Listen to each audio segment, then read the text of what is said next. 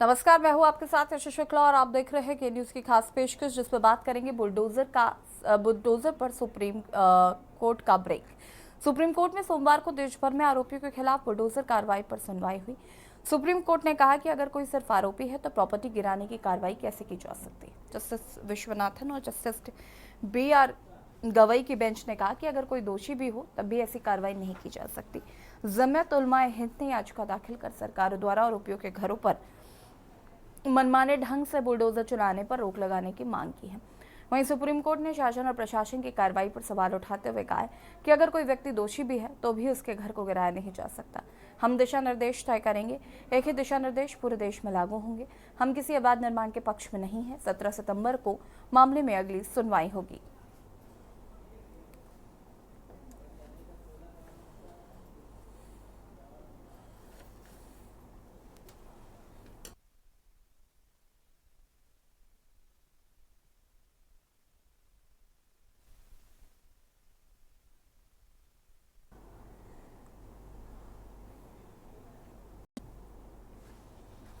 17 सितंबर को मामले की अगली सुनवाई होगी।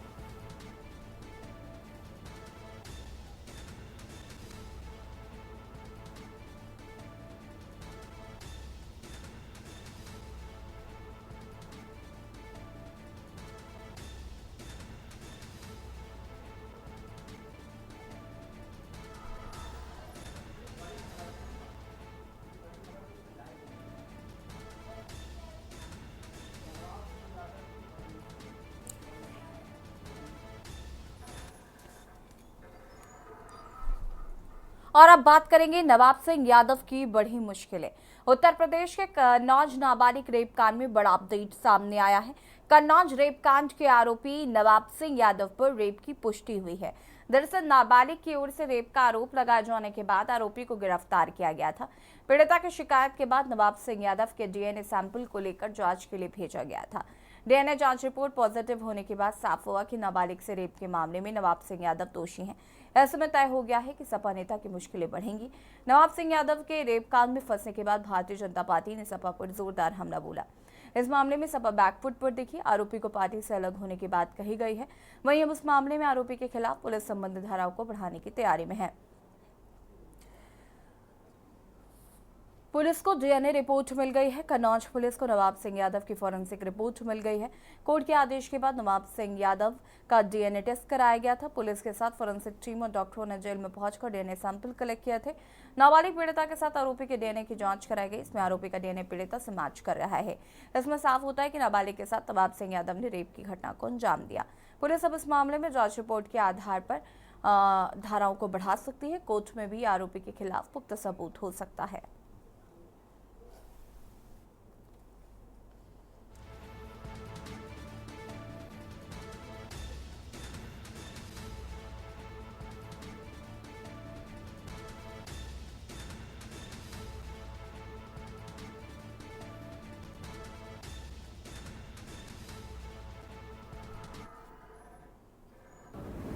छत्तीसगढ़ में घटनास्थल से फॉरेंसिक एविडेंसेस कलेक्ट किए गए थे, जिसे FSL भेजा गया था। FSL से रिपोर्ट प्राप्त हो गई है, जिसमें दुष्कर्म किए जाने की बात की पुष्टि हुई है। इसमें कन्नौज पुलिस द्वारा अग्रिम विधिक कार्रवाई की जा रही है।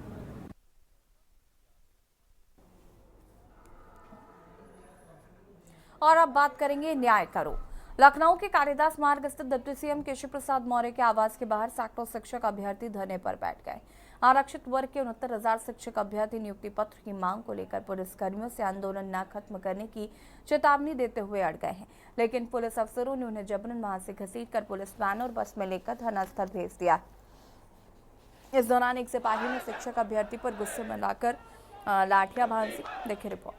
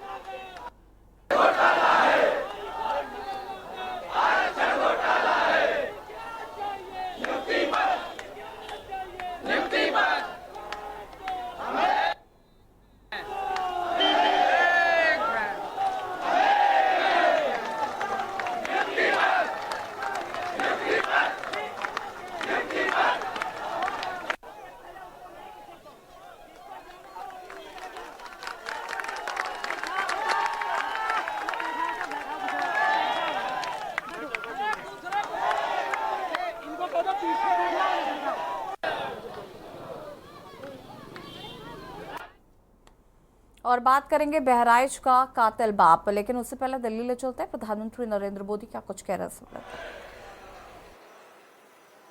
और कुछ लोग हमेशा हमारी मजाक उड़ाते रहे हैं। जब संसद में हमारे 2 सदस्य थे, तब भी इतना भद्दा मजाक हमारे लिए उड़ाया गया था। कुछ लोगों का चरित्र ही ऐसा होता है और उनको लगता है कि ऐसा करने से वो बड़े बन जाते हैं। लेकिन ऐसी सब प्रकार की आलोचनाओं को झेलते हुए जन सामान्य के कल्याण के लिए समर्पित होकर के नेशन फर्स्ट की भावना को जीते हुए हम चलते ही रहे। और पंडित दीनदयाल उपाध्याय जी ने हमें मंत्र दिया था, चरैवेति चरैवेति चरैवेति, चलते रहो। एक समय था जब जनसंघ और भाजपा के कार्यकर्ता की पहचान, और आज भी कुछ राज्यों में भारतीय जनता पार्टी उसी जीवन को जीते हैं और अपने आदर्शों के लिए जूझते हैं। हमारे कार्यकर्ताओं के लिए क्या कहा जाता था, चाहे वो जनसंघ का कार्यकर्ता हो या भाजपा का, उसका एक पैर रेल में होता है और दूसरा पैर जेल में होता है।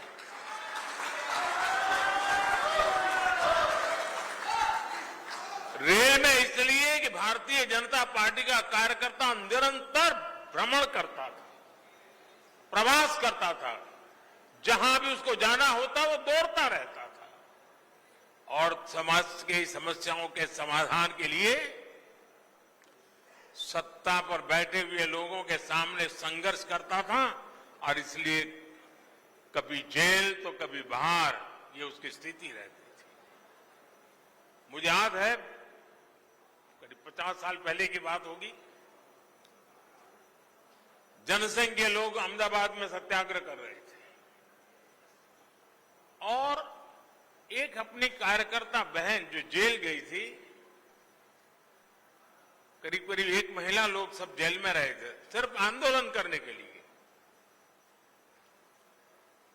और उसकी गोद में 9 महीने का बच्चा हाथ में लेकर के वो जेल में 1 महीना गुजार करके आई थी। ऐसे जुल्म सहकर के पार्टी यहां पहुंची है।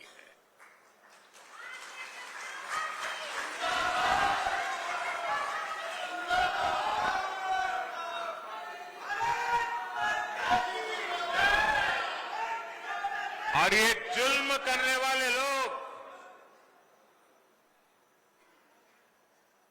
एक छोटे से जुलूस को भी स्वीकार करने को तैयार नहीं होते थे, जेल में बंद कर देते थे। सत्ता का नशा उतना था उनको। साथियों, मैंने सालों तक संगठन में ही काम किया है। मैं भी कभी इसी प्रकार की बैठकें लिया करता था, दौरा किया करता था, सदस्यता अभियान का हिसाब किताब किया करता था। और मेरी ट्रेनिंग इस काम के लिए प्रमुख रूप से हमारे माननीय सुंदर सिंह जी भंडारी जी ने की थी और वे इस विषय में बहुत आग्रही रहते थे। थोड़ा सा भी वो इधर उधर स्वीकार नहीं करते थे।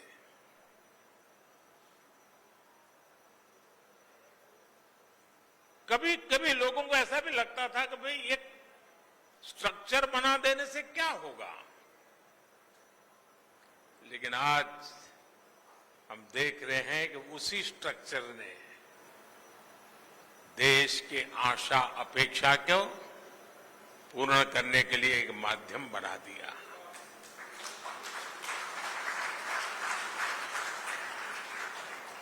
अब हम सदस्यता के लिए जाएंगे। सातवें सदस्यता कर्मकांड नहीं है। हमारे लिए सदस्यता यानी अपने परिवार का विस्तार है।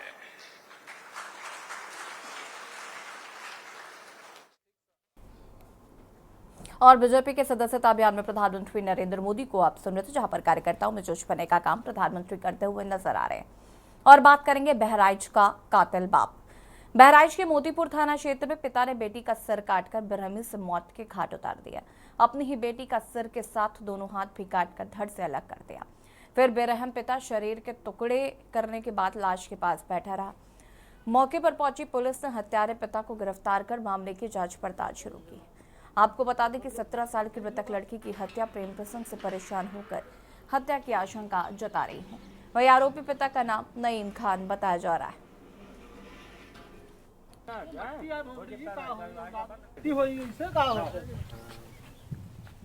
अंजाम से हो जाता कोई चीज अंजाम का हुई है कोई गलती है कोई गलत कोई किया है कोई का गलत मारा है का कोई सच्चाई है बस सब लोग हाथ दे दियो बस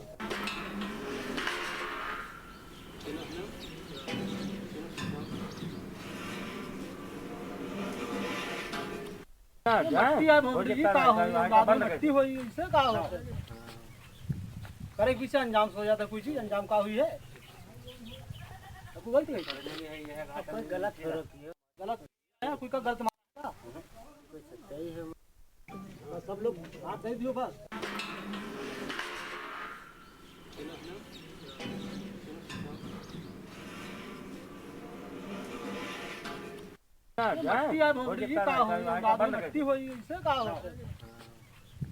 करे पीछे अंजाम से हो जाता कोई चीज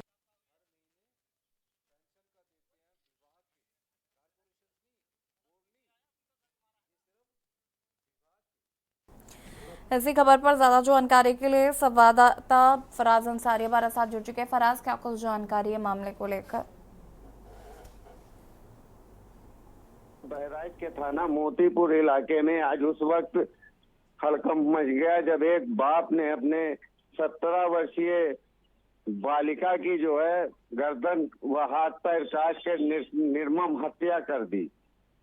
हत्या की घटना से दहशत फैली है इलाके में। वहीं हत्या की वजह जो है प्रेम प्रसंग बताई जा रही है। अभी पूरी घटना साफ तौर से सामने नहीं आ रही है, लेकिन लोगों ने आशंका प्रेम प्रसंग के चलते निर्मम हत्या की जताई है।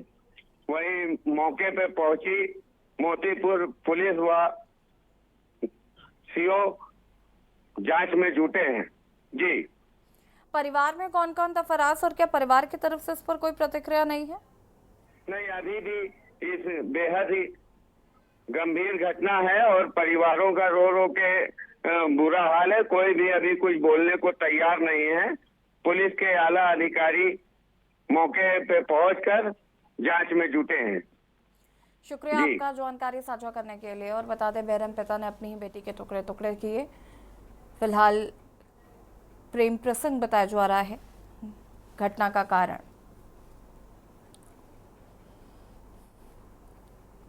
और अब बात करेंगे मौत की परीक्षा। झारखंड राज्य के उत्पाद विभाग के सिपाही भर्ती में कई अभ्यर्थियों की मौत हो चुकी है।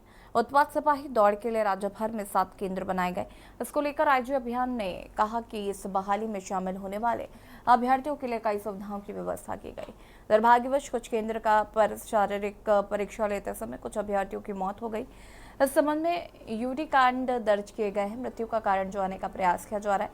सभी केंद्र पर अभ्यर्थियों का पारदर्शी चयन प्रक्रिया और उनके सहयोग और सुविधा के लिए बहुत सारी व्यवस्थाएं की गई। ऐसा देखा जा रहा है कि बेहोश होने वाले अपना नाम पता भूल रहे हैं।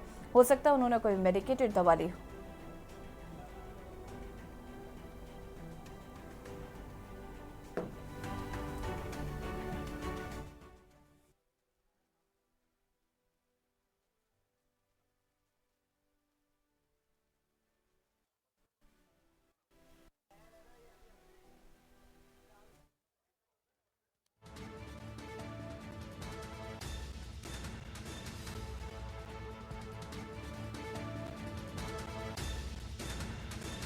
उत्पाद विभाग की सिपाही भर्ती में मौत का मामला। उत्पाद सिपाही दौड़ के लिए राज्य में 7 केंद्र बनाए गए। केंद्र पर शारीरिक परीक्षा लेते समय कुछ अभ्यर्थियों की मौत हो गई है।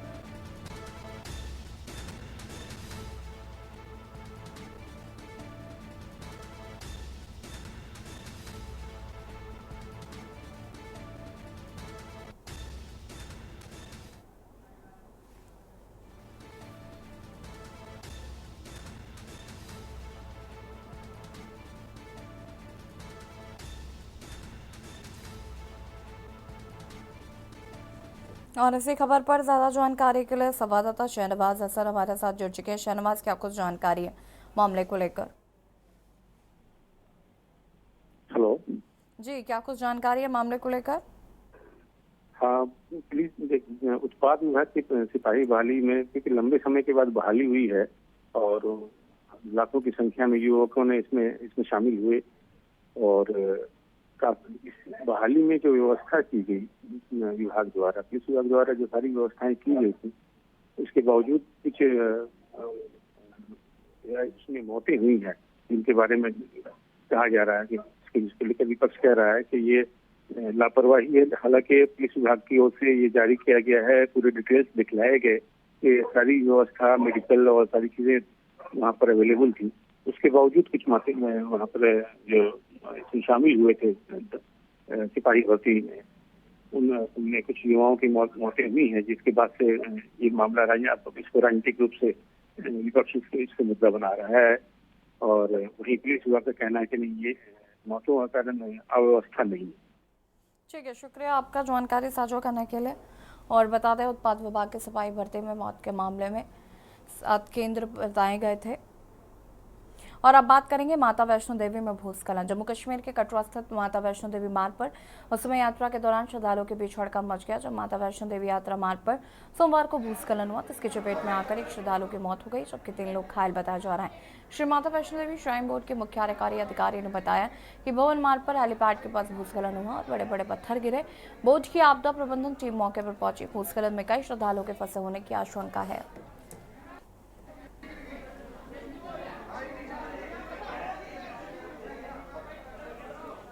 और ये तस्वीरें आपको टीवी स्क्रीन पर दिखा रहे हैं, जहाँ पर एक श्रद्धालु घायल, कुछ श्रद्धालुओं के फंसे होने की आशंका जताई जा रही है। भूस्खलन की चपेट में कई श्रद्धालु आए हैं। श्राइन बोर्ड की तरफ से जानकारी साझा की गई। बरबरा कर गिरा मलबा। माता वैष्णो देवी भवन मार्ग पर हेलीपैड के पास ये भूस्खलन हुआ है।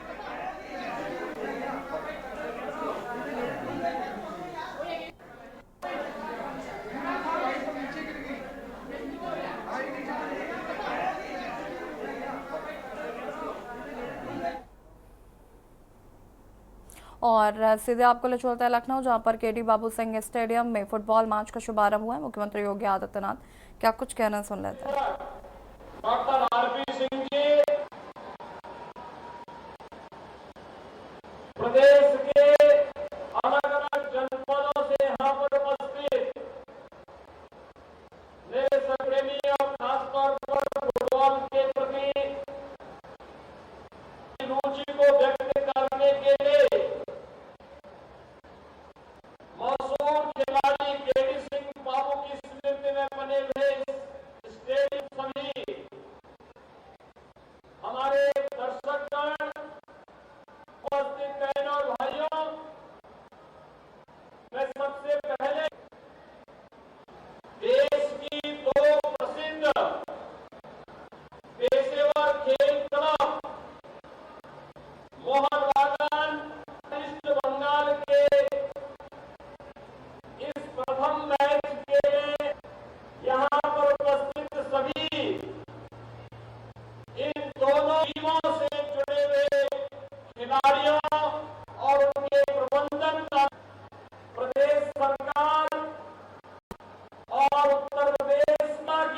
से हृदय से स्वागत करता हूं। बहनों और भाइयों, ये हमारे लिए महत्वपूर्ण है कि पहला के खेल का प्रदर्शन करने के लिए अपनी सहमति दी और वे उत्तर प्रदेश की राजधानी लखनऊ में पधारे हैं। स्वाभाविक रूप से वे हमारे अतिथि भी हैं, लेकिन साथ साथ उनके खेल को और खेल के माध्यम से मिलने वाली ऊर्जा और आनंद का अनुभव आप सब भी ले पाएंगे। इसके लिए मैं इन सबका हृदय से अभिनंदन करता हूं।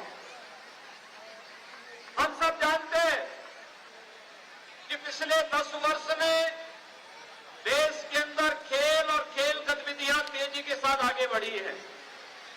प्रधानमंत्री मोदी जी ने खेलो इंडिया खेलों के माध्यम से, फिट इंडिया मूवमेंट के माध्यम से, सांसद खेलकूद प्रतियोगिता के साथ ही तमाम अन्य कार्यक्रमों के माध्यम से जहां इस कार्यक्रम को आगे बढ़ाया है, वहीं आदरणीय प्रधानमंत्री जी की प्रेरणा से प्रदेश सरकार ने भी इन कार्यक्रमों के साथ जुड़ करके इसे एक नई दिशा देने का कार्य किया है। जब भारतीय फुटबॉल संघ के अध्यक्ष श्री कल्याण चौबे जी आज से लगभग 19-20 दिन पहले मुझसे मिलने के लिए आए थे, तो उन्होंने इस पर कहा था कि उत्तर प्रदेश में भी फुटबॉल के प्रति जो रोमांच है उसके लिए एक मंच चाहिए। और के न्यूज की खास पेशकश में इतना ही। देखते रहिए के न्यूज इंडिया। नमस्कार। आप देख रहे हैं के न्यूज, खबरों का सारथी।